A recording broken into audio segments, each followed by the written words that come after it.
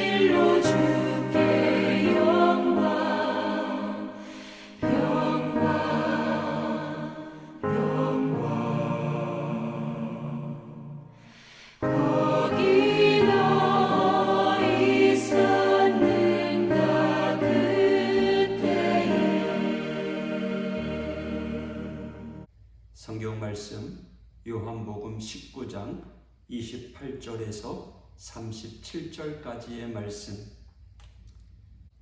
그 후에 예수께서 모든 일이 이미 이루어진 줄 아시고 성경을 응하게 하려 하사 이르시되 내가 목마르다 하시니 거기 신 포도주가 가득히 담긴 그릇이 있는지라 사람들이 신 포도주를 적신 해면을 우슬초에 메어 예수의 입에 대니 예수께서 신 포도주를 받으신 후에 이르시되 다 이루었다 하시고 머리를 숙이니 영혼이 떠나가시니라.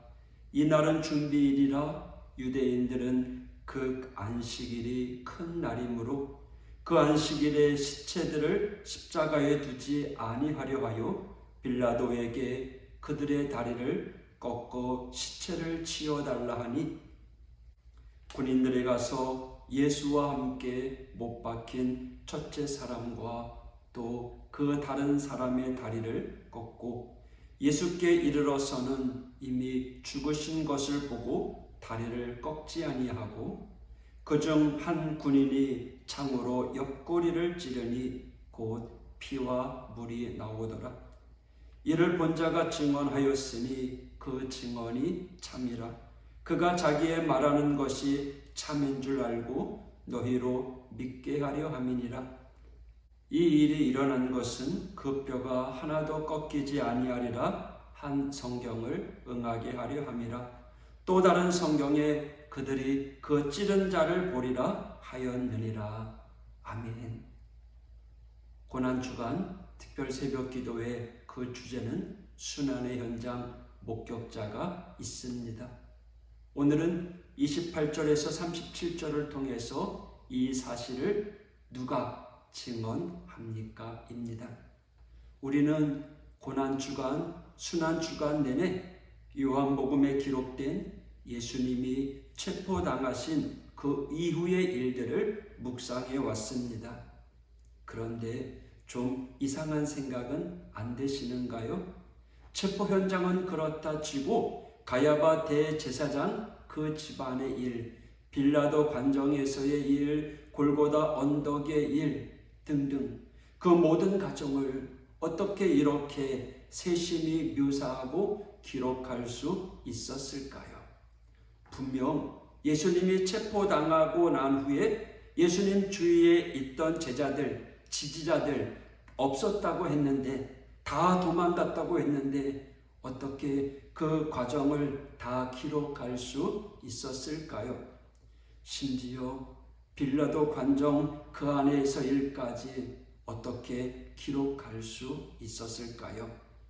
그래서 일부 사람들은 예수님의 순환 이야기는 소설, 픽션이라고 합니다. 누군가가 아주 그럴듯하게 감동적으로 소설을 썼다는 것입니다. 그렇지 않고서야 그 내밀한 과정과 현장의 이야기를 어떻게 알고 썼겠느냐 하는 것입니다. 물론 이해할 만합니다.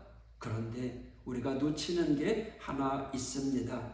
이미 한두 번 언급하고 넘어가긴 했지만 그 순환의 현장에 예수님의 제자들이 하나도 없었던 것은 아닙니다. 베드로의 예수님 부인 사건 때 우리가 봤지만 그날 그 자리에는 베드로 외에 제자가 한 명 더 있었습니다. 그 제자는 대제사장의 집과 잘 아는 사이였기에 대제사장의 집을 자유롭게 드나들었다고 19장에 말하고 있습니다. 그런데 그 제자는 누군지 이름은 밝히지도 않고 발언도 않고 나서지도 않습니다. 그래서 사람들이 궁금해서 연구해 본 결과 당시 유대인 사회 중에 거물 중에 거물, 대제사장의 집을 마음대로 드나들 수 있을 정도의 인물이라면 대단한 정치력이나 부를 가진 이일 거라고 추측합니다. 누굴까요? 학자들의 추측으로는 예수님의 제자들 중에 야고보와 요한의 아버지 세베대의 집안일 거라고 생각합니다. 그들은 갈릴리 호수에서 고기 잡는 이들, 요즘 말로 하면 수산업자였습니다. 그것도 큰 수산업체로서 예루살렘 성 안의 고위층의 수산물을 공급하던 집안이었을 것이다. 그래서 요한은 그 집안을 스스럼 없이 드나들 수 있었고 그렇게 드나들면서 예수님 주위를 떠나지 않고 있었다는 거죠. 계속해서 소문을 수집하고 사람들을 만나고 현장을 지켰습니다. 고위층의 줄이 다 있었으니 은밀한 이야기까지 다 흘러나와 들었을 것입니다. 그렇게 해서 기록된 것이 요한복음에 나타난 예수님의 고난, 순환 이야기입니다. 그렇다면 요한복음에 이 요한이라는 이름이 나오는가요? 전혀 안 나옵니다. 이상할 정도로 안 나옵니다. 그러기에 학자들은 바로 이것 때문에 요한의 이름이 안 나온 거라고 합니다. 자기 이름을 굳이 밝히지 아니하고 굳이 자기를 밝혀야 할 때 가서는 뭐라고 했는가 하면 주께서 사랑하시는 자라고 표현하고 있습니다. 어제 새벽에 말씀드린 대로 이 요한은 자기 정체성이 아주 분명했습니다. 자신은 예수님의 사랑받는 제자라고요. 그래서 예수님의 어머니까지 자신이 돌봐드리게 되었다고, 그만큼 주님의 사랑을 듬뿍 받았다고 자기 자신의 정체성을 갖고 있었습니다. 여러분은 주님 앞에 어떤 정체성을 갖고 계십니까? 사고뭉치? 겁쟁이? 아닙니까? 주님의 사랑을 받는 자기 정체성을 갖고 사십시다. 당신은 사랑받기 위해 태어난 사람입니다. 누구의 사랑을요? 하나님의 사랑, 예수님의 사랑, 십자가에서 죽으시기까지 사랑하시는 그 큰 사랑을 받기 위해 태어난 사람, 바로 저와 여러분입니다. 할렐루야. 십자가의 그 구구절절한 사랑, 뚝뚝 떨어지는 그 보혈의 사랑, 그거 받기 위해 태어난 사람이 바로 우리입니다. 여러분 믿습니까? 이걸 모르면 헛믿음이라는 거예요. 요한, 주님의 사랑받는 이로서 자기 정체성을 가지고 열심히 살았습니다. 그러기에 다른 제자들은 다 도망한 그 상황에서도 예수님을 떠나지 아니하고 곁에서 기록을 남깁니다. 베드로는 큰 소리 치다가 실족했지만 요한은 아무 말 없이 주님을 섬기며 자신은 주님의 사랑받는 제자라고 하는 확신 속에 자기 사명을 다하고 있습니다. 여러분, 큰 사랑받는 이가 큰 일을 합니다. 아무리 힘들고 위기라고 할지라도 정말 사랑하는 이는 그 자리를 지키고 사랑하는 이의 주의를 맴돕니다. 이렇게 3년 내내 예수님의 사역을 곁에서 지켜보고 듣고 아울러 예수님의 사랑을 엄청 받고 살았던 그이가 끝까지 아무 말 없이 예수님의 그 마지막 현장과 주변을 맴돌면서 자기가 목격하고 듣는 것 그대로 증언하고 기록한 것, 그게 뭐라고요? 요한복음입니다. 오늘 35절에 이렇게 고백합니다. 이를 본 자가 증언하였으니 그 증언이 참이라. 그가 자기의 말하는 것이 참인 줄 알고 너희로 믿게 하려 함이니라. 여러분 믿으십시오. 현장의 목격자가 증언하는 것 믿으십시오.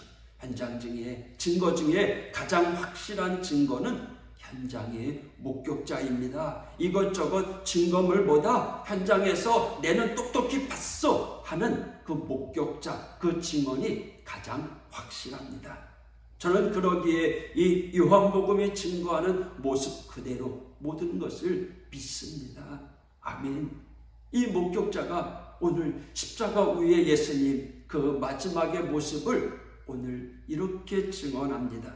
28절, 그 후에 예수께서 모든 일이 이미 이루어진 줄 아시고 성경을 응하게 하려 하사 이르시되 내가 목마르다 하시니 거기 신포도주가 가득히 담긴 그릇이 있는지라 사람들이 신포도주를 적신 해면을 우슬초에 메어 예수의 입에 대니 30절, 예수께서 신포도주를 받으신 후에 이르시되 다 이루었다 하시고 머리를 숙이니 영원히 떠나가시니라. 마지막 예수님의 모습, 목마르다고 하십니다. 그럴 것입니다. 몸 안에 수분이 다 빠져나가 말라 죽는 게 십자가형이니 그럴 것입니다. 이에 신 포도주를 사람들이 입에 적셔드립니다. 예수님은 그것을 받고 떠나가셨다는 거예요. 떠나가시며 뭐라고 그러셨어요? 다 이루었다. 다 이루었다라는 건 뭘 이루신 걸까요? 다 이루었다라고 말씀하신 걸 보아 뭔가 주어진 일이 있었다라는 거죠. 그게 뭘까요? 성탄절 이야기 여러분 아시죠? 태어나시기도 전에 우리 예수님에게 이런 사명이 주어지셨더라고요. 마태복음 1장 21절입니다. 우리 한번 같이 읽어볼까요? 아들을 낳으리니 이름을 예수라 하라. 이는 그가 자기 백성을 그들의 죄에서 구원할 자이심이라 하니. 네, 예수님은 태어나기도 전에 장차 자기 백성을 그들의 죄에서 구원하셔야 하는 사명이 주어졌습니다. 마태복음 20장 28절입니다. 인자가 온 것은 섬김을 받으려 함이 아니라 도리어 섬기려 하고 자기 목숨을 많은 사람의 대속물로 주려 함이니라. 대속물, 대신 값을 치르고 대신 죽어주는 희생 제물로 우리 예수님 오셔서 그 사명을 다 이루셨다는 거예요. 자기 목숨을 많은 사람의 대속물로 주어야 하는 사명을 이루셨다는 거예요. 마태복음 16장 28절, 이것은 죄사함을 얻게 하려고 많은 사람을 위하여 흘리는 바 나의 피 곧 언약의 피니라. 죄인인 내가 당할 죽음을 예수님이 피 흘려 대신 당하셔서 그 사명을 이루셨다라는 겁니다.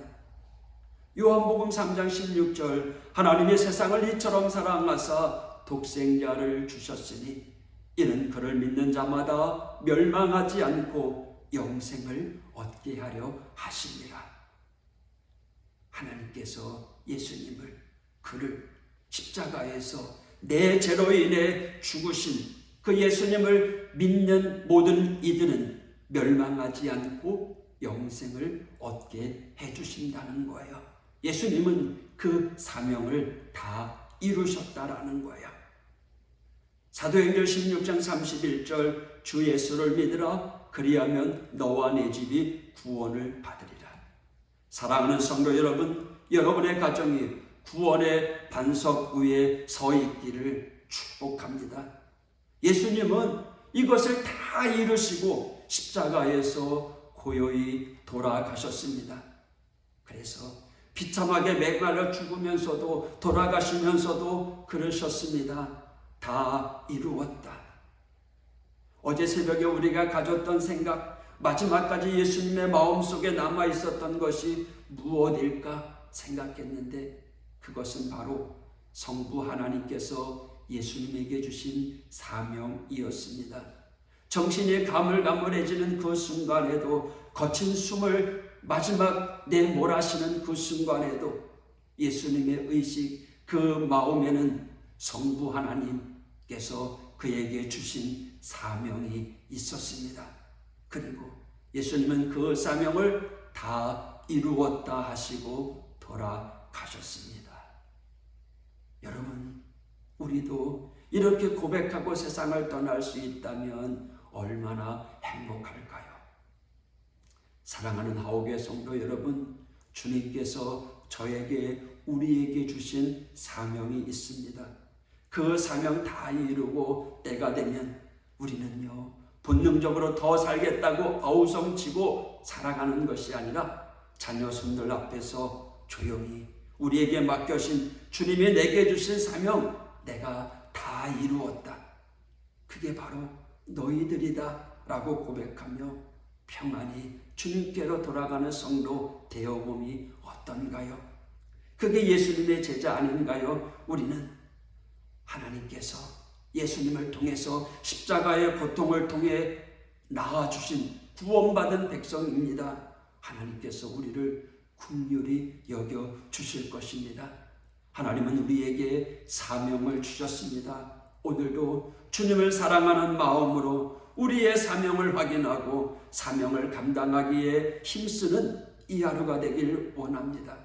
십자가 보혈의 은혜가 하오교회 모든 성도들에게 함께 하시길 축복합니다. 기도하겠습니다. 하나님 아버지 감사합니다. 오늘도 우리를 살려주시고 구원해 주시기 위하여 친히 이 땅에 오셔서 그 모진 고통을 당하시면서까지 사명을 다 이루시고 숨을 거두신 우리 주님, 십자가 위에서 모진 고통 생각할 때 저희들이 당해야 될 고통이었는데 주님 감사합니다. 감사합니다. 주님이 흘리신 보혈의 피를 통해 구원받은 우리 믿음의 성도들, 오늘도 하나님의 자녀로 우리에게 맡겨진 사명 잘 감당하고 끝내 다 이루었다 고백하는 복된 성도들 될 수 있도록 인도하여 주옵소서. 하나님 오늘도 함께하여 주시옵소서. 주님께서 고난당하시고 십자가에 못 박히신 이날 오늘도 주님만 생각하게 하여 주시옵소서. 주님만 바라보게 하여 주시옵소서. 오늘도 감사하며 살아가는 우리 믿음의 성도들 될 수 있도록 주님 인도하여 주옵소서. 예수님 이름으로 간구하며 기도했습니다. 아멘.